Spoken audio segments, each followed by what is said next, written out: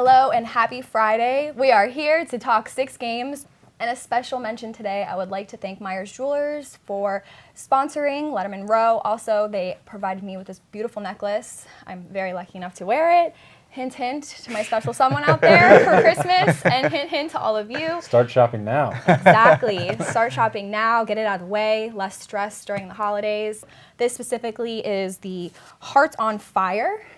It's one of the best diamonds in the world. It's 18 karat gold. And any woman would love to have it, or man. I mean, hey. Yeah. And they will take care of both men and women, too. This is not just for the ladies. That's right. Ladies, get your men something. And you got to use your betting victory and go get some jewelry and not if experience Myers difference. Experience Myers Jewelers. I don't have much victory. Well, I don't have any profits. Well, that's what I was going to talk about. Let's talk about last week for a second. How are you guys feeling? Not great. I don't want to talk about it. I'm sure he does. I don't. I'm just gonna keep plugging away, doing what I do, trying to be 1 week at a time. An elite program. Yeah. What more can you ask for? Just turn the cell phones off and go to class. There you go. All right. So up first, we have Oklahoma versus Texas. It is a huge rivalry. Oklahoma is a 17. Whoa, giving them way too much credit. 7.5 point favorite. We have a Heisman candidate, Kyler Murray, and he is very good. Is Texas good for real, or was it just a streak? Texas backed him? Yeah. I definitely didn't think that they were after the Maryland debacle to open the season, but they look like a competent football team now. All of a sudden, and this has become like a pretty intriguing game, the Texas-Oklahoma game, which I'm pretty excited to watch, actually. Tom Herman, we talk about it kind of a lot whenever his team's in this situation, but he's done fairly well for himself as an underdog, as a head coach. I believe he's 11-1 against the spread anyway, and won 8 of those games straight up when his team's been an underdog since he's been a head coach. Oklahoma has looked pretty impressive so far, but I'm not sure. I think Texas. I'm not sure Texas wins this game, but I kind of like the more than a touchdown here in a neutral site contest. So I'm going to take Texas plus 7.5. I think Oklahoma will win, but Texas covers. It's weird for me because you talked about how impressive Oklahoma had been. The last real memory I have of them is struggling to go into overtime against Army. Mm-hmm. Kyler Murray not being able to start last week for those reasons, off the field reasons, whatever it was, and then Texas looking better. But I still think that the Sooners are just so much more talented than Texas. I'd have a hard time taking them. I know that you mentioned that number is pretty big for a neutral site game, and that place, it was one of the first college football memories I had is going to that game growing up. It's really 50-50, and it's designed that way to give it that true feel every single year. It's a great environment. So that does help neutralize some advantage for the fan base, but not enough, I think, for Texas to slow down Oklahoma. So I'll lay those points and take the Sooners. Because Herman has beat Oklahoma before, just not with Texas. Right. So he knows what it takes, right? I mean, that's a good point. Don't try and talk me out of it now. There you go. Okay, the next one is something I'm actually very excited about. This Florida girl is happy to talk some SEC, just a little bit. I can get a little bit of it. LSU at Florida. LSU is a 2-point favorite. No way, Jose. This is another massive road game for LSU. They are one of 2 CFB teams with 2 top 15 road wins, the other one being Ohio State. Yeah. Can Joe Burrow lead the Tigers again? Can he handle the swamp? Hey. I don't personally think so. Go Gators all the way here. Joe Burrow knows a thing or two about hostile stadiums already. Yes. That win at Auburn is going to go down as one of the most important ones of the season, I think, at least to this point, certainly in the SEC. I think he's going to do it again. I've not seen anything yet to believe, Alex, that Florida's offense is anything to be concerned about. So this could be one, sort of like a couple weeks ago, that same Auburn game we talked about, Tim, but maybe low scoring, and Joe Burrow makes enough plays to win, and I think that LSU will cover there. I can't even. Yeah, I agree. I think first of all, LSU's schedule is brutal.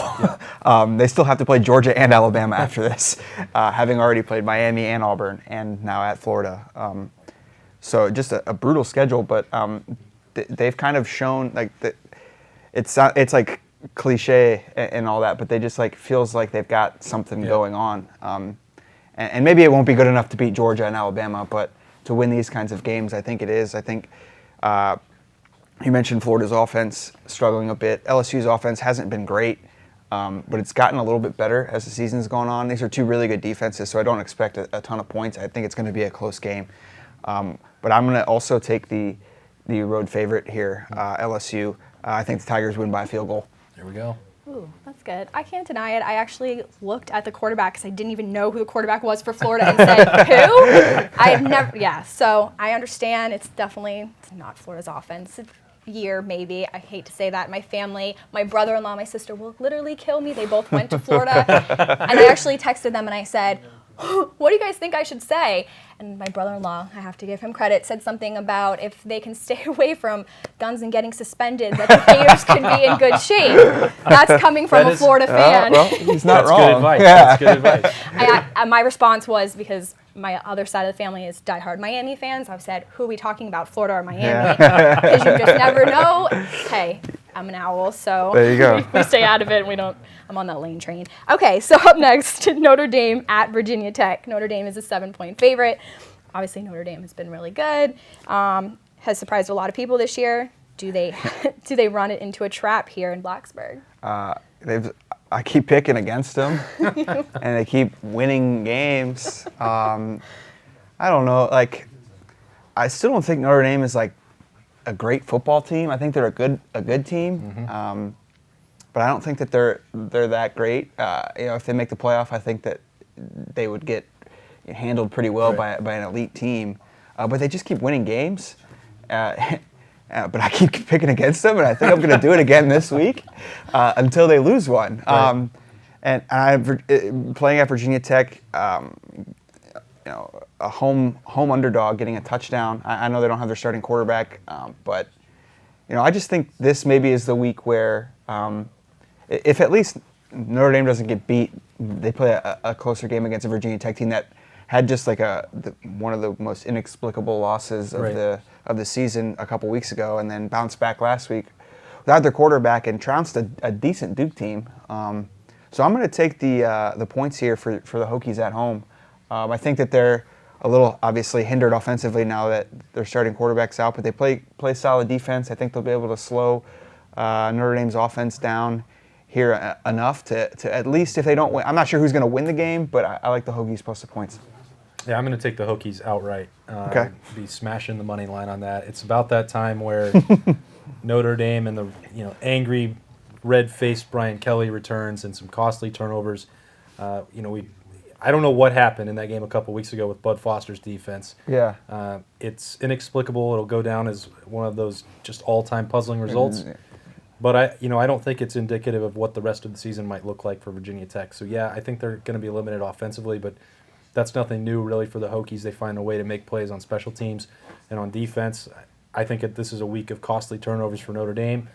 And maybe it's wishful thinking, but I'm just ready for them to be out of this conversation, right? I mean, everybody said, well, how does 12-0 Notre Dame fit in this playoff discussion? It's not going to matter. They're not good enough to run the table, no matter what their schedule looks like.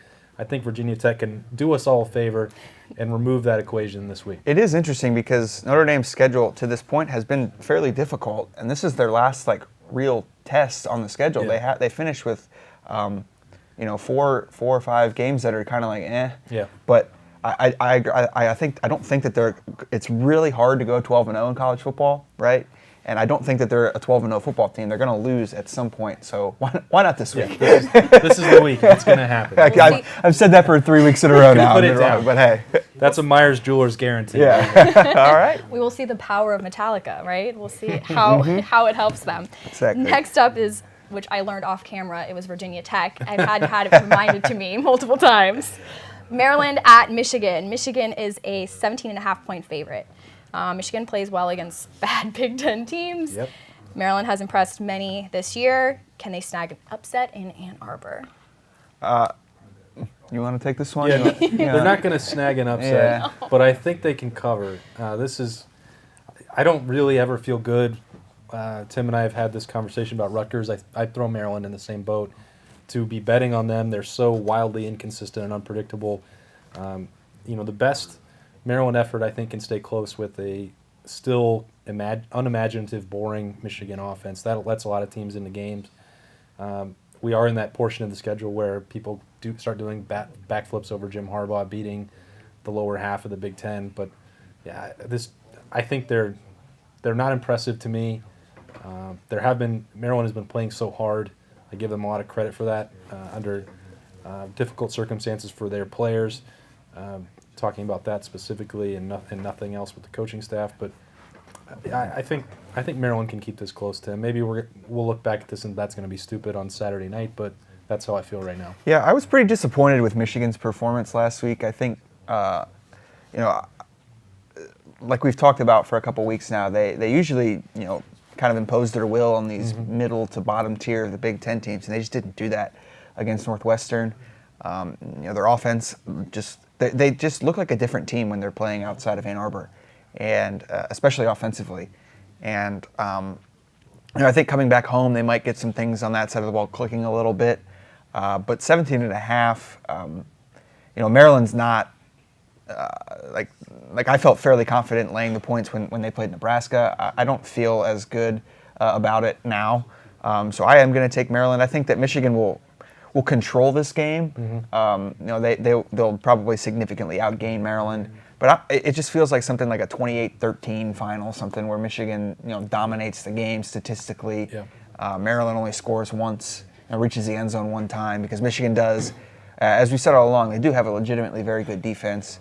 But 17.5, they actually have half point, which when we're filming this, they have the half point. It might get bet down, you never know. But the extra half point is nice.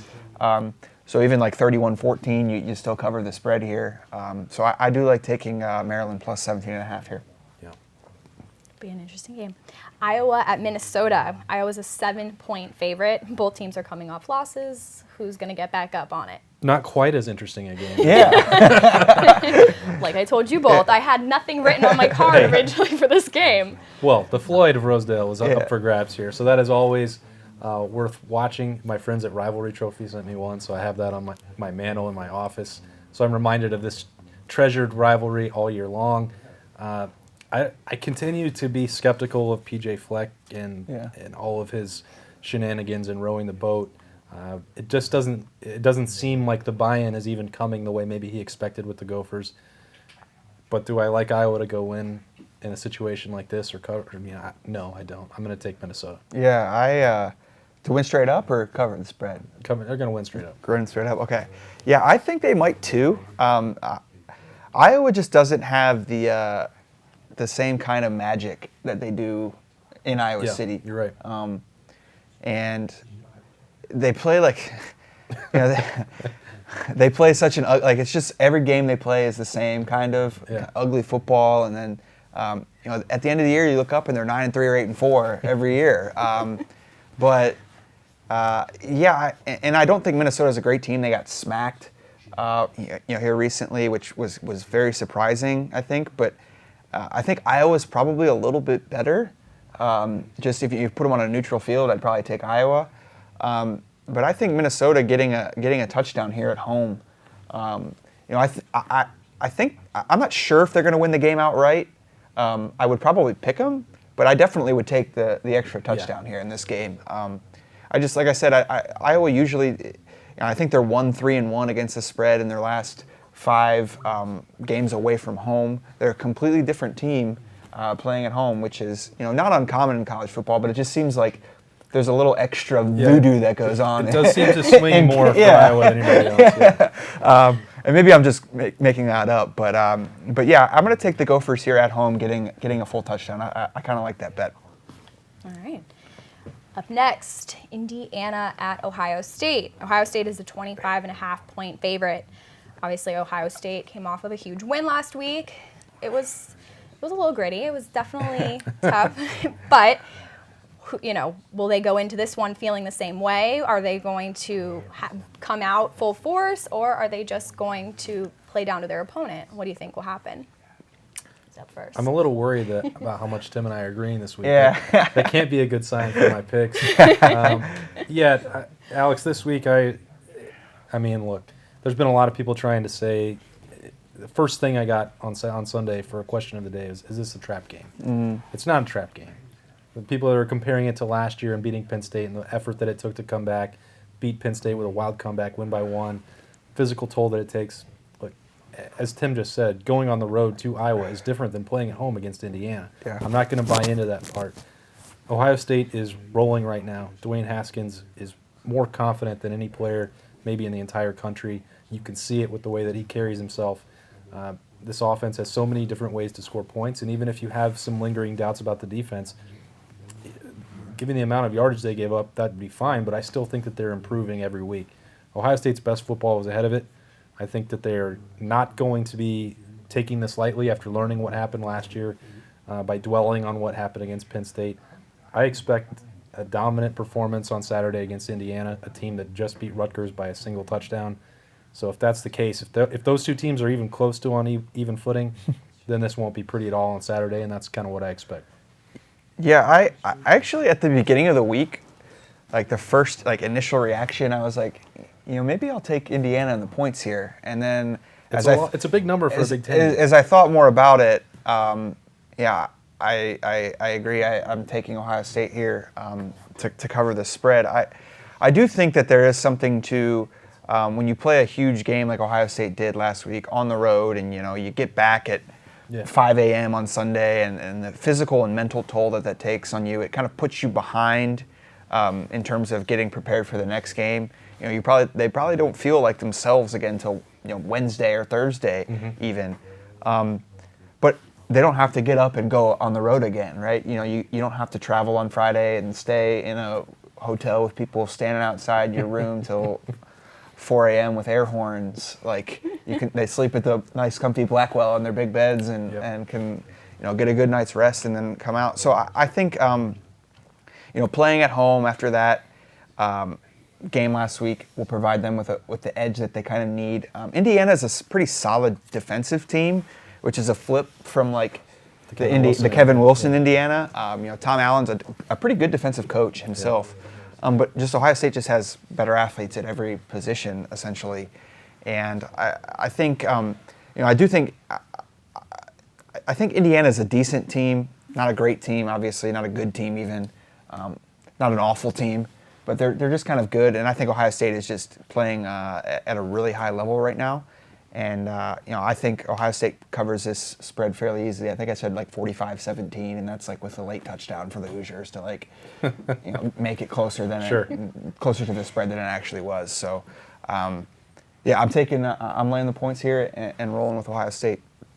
Too much agreement. Yeah, I know. We only disagreed on one game this week. Maybe that means you're going to have your best week. Or you're doomed. Yeah. So, I need some Myers Jewelers money. Yeah. The good news is you won't pick up any ground on me this week. There you go.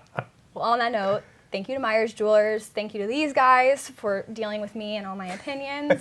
Come back next week. We hope to see you then. Bye, guys. See ya.